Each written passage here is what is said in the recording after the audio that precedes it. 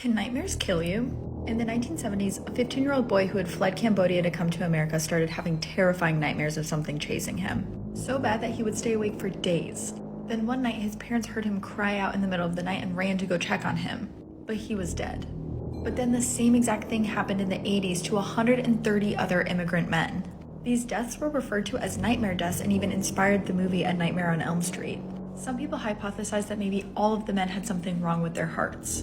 Or maybe it was the stress of immigrating from a war-torn area. But the one thing they all had in common was that they all cried out in their sleep before it happened. The deaths eventually tapered off, but to this day, no one knows what caused them. This was the last photo ever taken on Chelsea McPherson's camera before she went missing. So just outside of Seattle in 2004, high school junior Chelsea McPherson's teachers noticed something was wrong with her.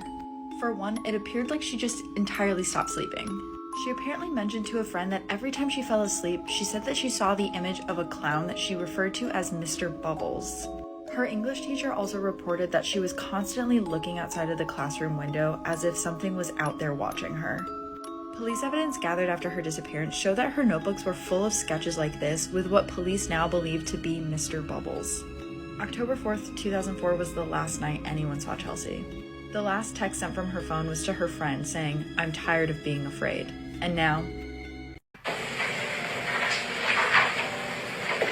and that's the same person who pulled the trigger and took XXXTentacion's life. 28-year-old Michael Boatwright, along with Trayvon Newsome and Dedrick Williams, were found guilty for the murder of XXXTentacion on June 18, 2018. Surveillance footage captured these men blocking X's car as he tried to pull out from a motorcycle store parking lot. They came up to X's car and pointed a gun at him and then grabbed a bag full of money before shooting him. They took $50,000 in cash that X had just taken out that same day. This guy named Robert Allen was also involved in the murder and robbery, but he testified against the 3 other men in order to get a lighter sentence. I don't know how true this is, but Robert stated that him and his friends decided that they were going to rob on that day, so when they spotted X, that's when they decided to make him the target.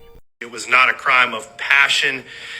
It was not a crime that was committed because he felt rejected by her. It was not done in a fit of uncontrollable anger. There was no reason.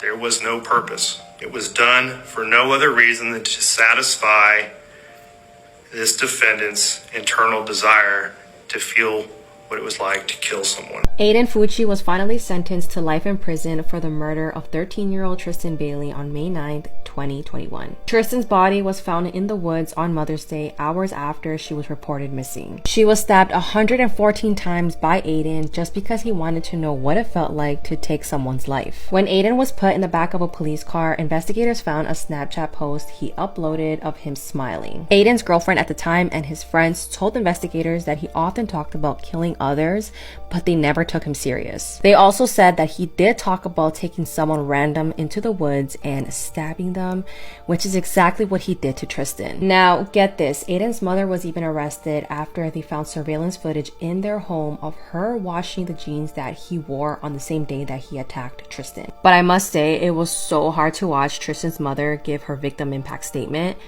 I literally cried my eyes out. And his case will be reviewed again in 25 years. This teenager's life was cut short by a horrific knife crime. Oliver King Onzilla had just celebrated his 19th birthday. He was a very promising young football player. He captained Barnet's youth team and the England College's FA team in a match against Italy. Teammates described him having amazing power and strength on the pitch. His future was looking extremely bright. However, this would all change on one tragic evening out in London. His mum would last speak to him on the 12th of September 2008. Tragically, this would be the last time she would speak to her teenage son. He was enjoying a night out with friends at Southend's E-Bar. This is when a commotion broke out involving 3 people. Oliver was stabbed at 1:15 a.m. He was rushed to a local hospital where he tragically passed away at 2:20 a.m. A post-mortem found that he died of stab wounds. Tristan Burke was given a minimum of 14 years in prison for the killing. Shockingly disgusting videos emerged online of Tristan posting from his prison cell. Videos show him wearing a balaclava while rapping about violence. Thankfully, the Ministry of Justice got his Instagram account taken down. Oliver's family made the brave decision to have him in an open casket at his funeral. He has a clear wound on his face, and the family wanted to do this in order to spread awareness about the destruction caused by knife crime. What happened in this quiet neighborhood is absolutely terrifying. Maddie Clifton was born in Jacksonville, Florida. She was a carefree child who was playing outside on November the 3rd, 1998. In the early 90s, 14-year-old Joshua Phillips and his family moved in across the street. Behind closed doors, Joshua's dad was violent towards his wife and son. He was known to be even more aggressive if there were children playing in his house when he wasn't there. The day in question, Joshua was outside playing baseball when Maddie came up to him and asked if she could play. As Joshua's parents were out, he was hesitant about this, but he did say yes. He stated that while they were playing, he accidentally hit her in the face with a ball. When she started crying, he was afraid that people would find out that she'd been playing there. He wanted to try and stop the commotion. He attacked her with a baseball bat and strangled her to try and prevent anyone finding out. With the child unconscious, he shoved her under his waterbed. At around 5 p.m. that day, Maddie's frantic mother called police to report her daughter missing. Before the day was over, Joshua returned his attention to Maddie. He stabbed her 7 times to make sure that she was dead and left her under his bed for an entire week. The community came out in force to hunt for the little girl. Joshua's parents even joined in with the search. Now, police did end up searching local houses, including Joshua's. When they were in his house, they noticed a smell. Putting this down to simply the pets that the family owned, police turned a blind eye. On the 10th of November, Joshua's mum was cleaning his room and found what she thought to be his waterbed leaking. On closer inspection, she made the hideous discovery. She ran outside to call police for help. Joshua was arrested and the community was stunned. He was sentenced to life without parole. Although this was reviewed later on due to the age he was when he committed the crime, the sentence was upheld. 29-year-old Gemma McCluskey was senselessly murdered during a petty argument over an overflowing bath. Her murderer was her own brother. Quick trigger warning, the aftermath of her death is pretty graphic. Gemma was an actress living in East London with her brother Tony. She was best known for her role in EastEnders as Kerry Skinner. Tony was extremely abusive towards Gemma, regularly dishing out beatings while high on cannabis. Gemma would often wear dark sunglasses to hide her black eyes, and this abuse had been going on for 20 years. On the night of March 1st, 2012, Gemma and Tony had got into an argument after Tony flooded the bathroom. He left the bathroom taps on, and it was the last straw for Gemma, and she'd asked him to move out. Tony flew into a rage and beat Gemma to death in their own home. Sickeningly, the day after the murder, Tony had actually sent Gemma a text saying "love you" before dismembering her body, stuffing it into a suitcase, loading it into a taxi, and then dumping it in Regent's Canal in Hackney. A search party was launched, and on March 6th, Gemma's torso was found in the canal, and her limbs were found in bin bags. Gemma's head wasn't actually found for another 6 months. Gemma's friends told police that on the day that she went missing, they'd overheard her on the phone arguing with Tony. Tony was questioned, and it wasn't long before he admitted the murder. He said that they'd been arguing and he grabbed her by the wrists and punched her to the floor, but couldn't remember anything else. Gemma's cause of death was blunt force trauma after several blows to the head. Tony admitted to manslaughter but denied murder, citing a loss of control.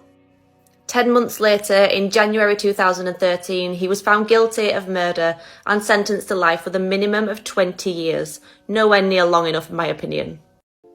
If you've seen The Good Nurse on Netflix, then you'll know exactly who this case is about. Charles Cullen. Charles went on a massive murder spree for around 15 years, killing what's thought to be hundreds of people. He's since confessed to a lot of these murders, but says that he has no memory of many more, so it's absolutely impossible to know how many he's actually killed. So the big question here is, how did Charles have access to that many people in order to murder them without anyone realising? Charles had a fairly rough upbringing. His father died when he was a baby, and then he lost his mother while he was in high school. He had many failed suicide attempts, and eventually he enlisted in the United States Navy. Charles's behaviour led to him being committed to the Navy psychiatric ward multiple times, and he eventually received a medical discharge. This is where his career took a turn, and in 1984, he enrolled as a nurse in New Jersey. His newfound nursing position obviously gave him access to lots of vulnerable people. Charles soon started abusing his position of trust and began administering lethal doses of IV medication to his patients. He lasted 4 years at his first position at St. Barnabas Hospital and murdered multiple patients with overdoses of insulin. Hospital authorities actually became suspicious when they started investigating contaminated IV bags, and Charles was forced to move on to a new hospital. He took a job at Warren Hospital in New Jersey, where he murdered 3 elderly patients with overdoses of heart medication. One of these patients had actually described Charles as that sneaky nurse and told other staff members that he'd injected her while she'd been asleep. Charles, fearing that he was about to get found out, of course moved on again and began a 5-year stint at a new hospital in New Jersey. He took a position in intensive care and ended up murdering another 5 people with heart medication. Charles then moved between multiple facilities between 1998 and 2003, murdering many more patients along the way. But when one patient died of low blood sugar, hospital staff alerted New Jersey police, and that would be Charles's last victim. Police looked into Charles's employment history and found that there'd been many suspicions over his involvement in patient deaths. They kept him under investigation and actually assigned another nurse to visit him after work hours wearing a wire. This produced enough evidence for the police to arrest him. Charles was initially only charged with 1 murder and 1 attempted murder, but he soon confessed to many more, and the true horror of his crimes came to light. Charles admitted to the murders of over 40 patients, but said that he often blacked out and had no memory of many others. When the police compared Charles's employment history to the multiple deaths that had occurred at the facilities he'd been working at, they realised that his victims were probably in the hundreds. On March 2nd, 2006, Charles Cullen was sentenced to 11 consecutive life sentences, meaning he won't be eligible for parole until 2403. At his sentencing, Charles became really uncooperative, chanting at the judge, and had to be gagged with duct tape and restrained. He's currently incarcerated at the New Jersey State Prison in Trenton, New Jersey. It's February 2017, and a man named David Krupa hands a detective a tablet.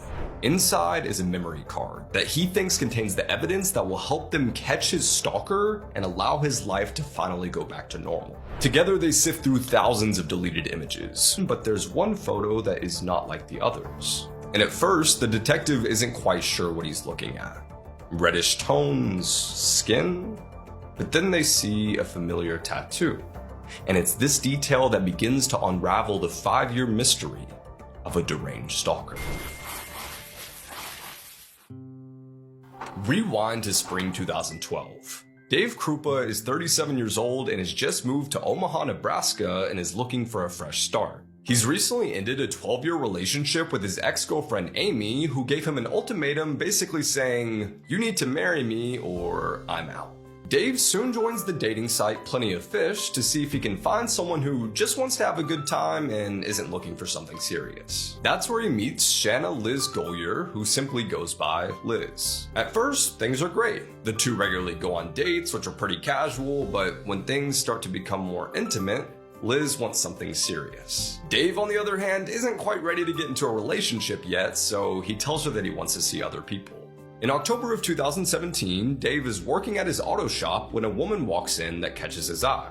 Her name is Carrie Farver, and she comes into the shop because her SUV is acting up again. A few days pass by, and while scrolling on the dating site Plenty of Fish, Dave comes across Carrie's profile, so he reaches out and sets up a date. However, just 2 weeks after seeing each other, he starts falling for this girl, and thinks to himself, maybe I am ready for another serious relationship. On November 13th, 2012, Dave kisses Carrie goodbye, saying that he'll see her later after she gets back from work. A few hours pass by, and that's when Dave gets a text. Carrie messages him suggesting that the two should move in together, but Dave disagrees. And when he replies no, she texts him back in all caps, "Fine.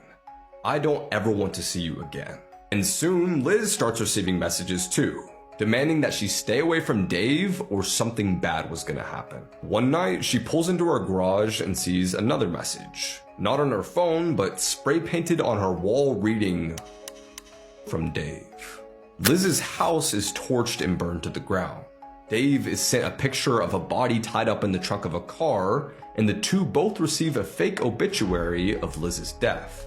Meanwhile, this consistent harassment is actually bringing Dave and Liz closer, and they bond over the horrors that this woman is putting them through. One night, while Dave is driving home in January of 2013, he spots a familiar vehicle in the parking lot of his apartment. Upon closer inspection, he realizes that it's Carrie's SUV, so he calls the police, who find little to no evidence surrounding her disappearance. However, they do manage to scrape a fingerprint off a mint container in her car, and this DNA will become crucial later in the story. This pattern of psychological and sometimes physical torment goes on for years until Dave finally decides that he's had enough. He changes his phone number, purchases a gun, and moves to Council Bluffs, Iowa, where he's forced to end his relationship with Liz.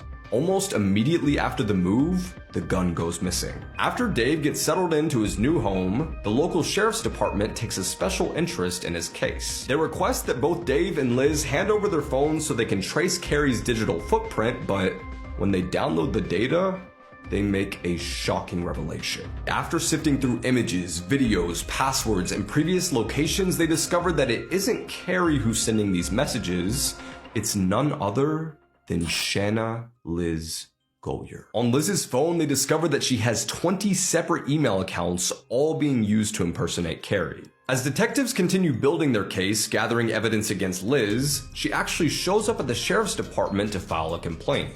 She proceeds to claim that Amy Flora, Dave's ex-wife, is a total stalker. Cleverly, one of the officers says, if only Amy would implicate herself, meaning reveal herself to be the perpetrator, and thus setting in Liz's head a psychological trap. Now, as intelligent and conniving as she appears to be, the next day Liz dials 911 and tells them that Amy Flora has just shot her in the leg. And when investigators ask for more proof, Liz forwards them several emails from Amy confessing to both shooting her and impersonating Dave's ex-girlfriend Carrie. Liz thinks this plan is foolproof. It is the perfect cover-up. But the IP address attached to the emails, along with the countless other messages, all trace back to Liz. Further, police are able to match the fingerprint from the mint container in Carrie's car to Liz's DNA. And to top it all off, the bullet that was shot into Liz's leg is from the barrel of Dave's missing gun. In December 2016, Liz's case is taken to trial where she faces being charged with first-degree murder and arson.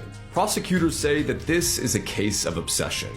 During the trial, Dave hands over a tablet containing a memory card. On it, a grainy picture of a foot with a tattoo. It's identified that the foot had been decomposing for several days when the photo was taken, and the tattoo was a Chinese symbol identical to Carrie's, finally proving that she was dead.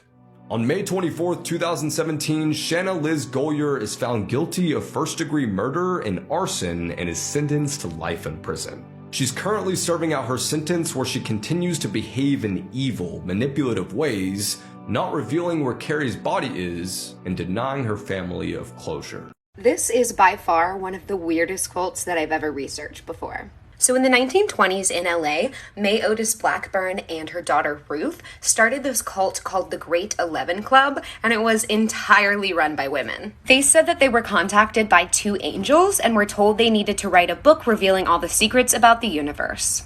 They also believed that once the apocalypse happened, 11 queens would rule the world from Hollywood mansions.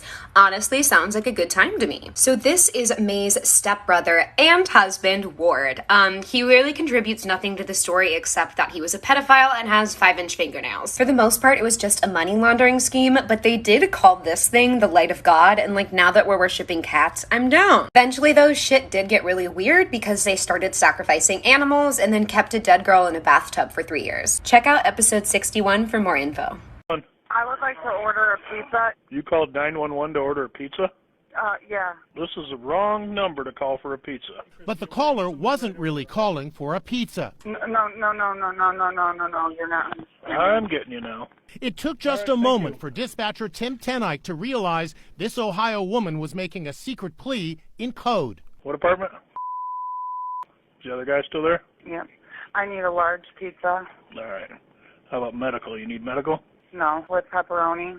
All right. We'll get him going. Thank you. How did you know that this woman was speaking in code? She didn't go away from the story that she wanted a pizza. She stuck right to it. I knew there was something else going on. The dispatcher alerted police. Domestic violence. Turn your sirens off before you get there. Caller ordered a pizza and agreed with everything I said that there's domestic violence going on. When police arrived, they found the 911 caller was a young woman who says she called 911 because her mother was being assaulted by a boyfriend. Tiffany Urban is the quick-thinking daughter who cooked up the secret pizza code. I was thinking to myself, okay, I need to call 911, but how do I get him to stay in the house so he will be taken out in handcuffs? And I just thought, pizza. Were you worried at first that the dispatcher wouldn't know what you were trying to do? I was worried. When I said, no, I was like, don't hang up on me. Police arrested the boyfriend for domestic violence, all thanks to this clever daughter and astute 911 operator who knew a call for pizza was really a cry for help. I thank him from the bottom of my heart. I would like to order a pizza. My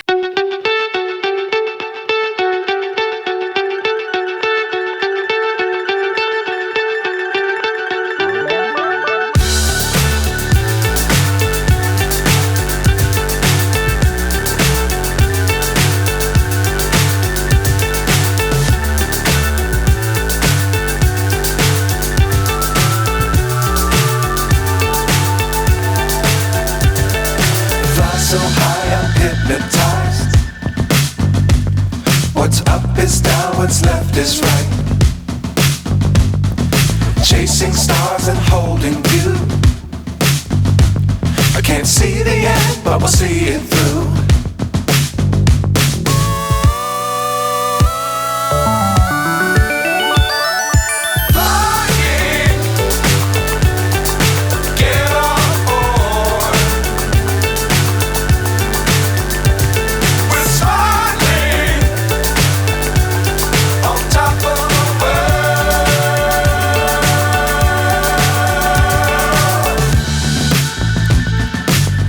Times don't fly too high. Be sure to keep the ground in sight. Fly forever if you keep it tight. Love the world but keep the sky on your mind.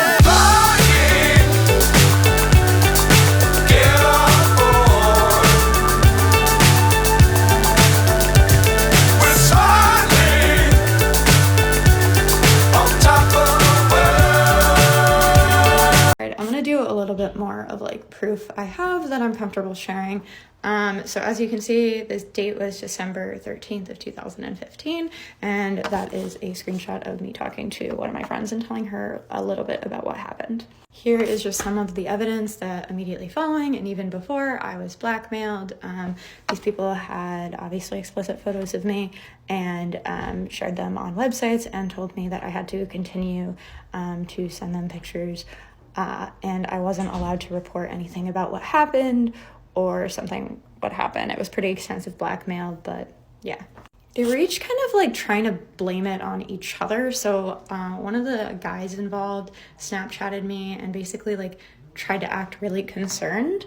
And I was like, are you okay? Whatever. And yeah, you can see here, I said like, no, you nearly killed me 3 weeks ago. This was a group chat that I was talking to some of my other friends that weren't involved. And again, you can see the date, January 3rd, 2016. And he asked me, I guess I don't have a screenshot, why wouldn't you be mad at blank? Because she did nothing to help. She didn't call an ambulance or, and she lied. Honestly, a lot of people involved were trying to create confusion in the situation. I suffered pretty significant drug-induced psychosis. I was hospitalized for a while. This is a message to another one of my friends where I basically told them that I didn't feel well. I hated this person for doing that to me. And actually, just so you have the date on that, December 21st, 2015, I literally just got out of the hospital. I'm trying to block out more names of some of my friends that I don't really talk to anymore right now. But as you can see, like I told them that I was confused, I was really messed up. Those people, that's not their actual name, so it's fine. But yeah, again, a lot of confusion. Now, that is just the evidence that I am comfortable sharing with the internet. Obviously, I have mounds and mounds more. There are police reports, numerous police reports actually, and physical evidence and hospital evidence, etc. While no one was ever tried criminally in this case, there are a lot of reasons for that, which I will probably get more into in my book, but if you have some like very basic questions on it, I might answer. Honestly, it's still pretty traumatic to talk about. But these people were charged criminally for other cases, including assault on a minor. And yeah, but I am protecting identities still, just because it's a lot to process, and a lot of these people were kids.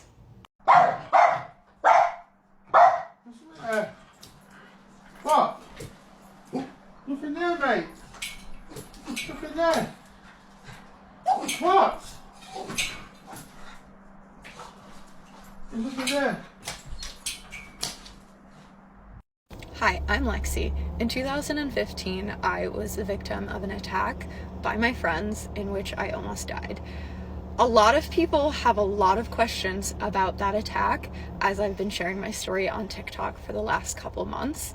And today I actually wanted to bring out my mother to help answer some of those questions, particularly questions about her. All right, Mom, so how did you find out what was happening, and how did you feel when you found out what was happening?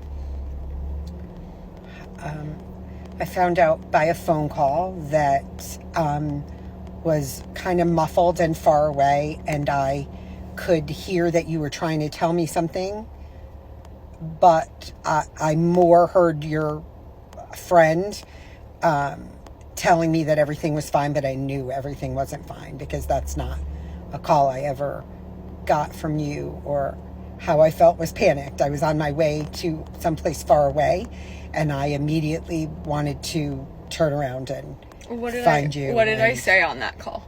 You said, something's wrong with me. I don't know what they did, and I immediately knew they did something to you. Okay. And I didn't know what it was or how bad it was, but I knew that something had happened. And did I mention that there were like drugs or anything on that phone call? Yes, you said that you think that they gave you something, and I knew a little bit about that girl, and I didn't trust her, and I knew immediately, something told me immediately that she had given you something or done something, and I started screaming. What did you give her? What happened? What? And then the call was disconnected. Okay. So you next saw me again in the hospital. Can you tell me a little bit about that? I luckily had a friend on the police department of the town, and she was able to get someone to you. I think someone called, and she was able to tell me where you were, and I had my parents first go because I was far away, like I said, for taking your younger sister to gymnastics competition. So Mimi and Papa went, and I rushed to get there as soon as I could, but they were with you at the beginning. And when I saw you, it was probably a half hour into you having been there. And Mimi, I always remember that Mimi said to me, I'm so glad that you didn't see her when she came in, because it was really bad. And you had started to be a little bit more like... it's about to cut out. Like a little bit more coherent, a little bit, by the time I got there. Yeah. Okay, hold on.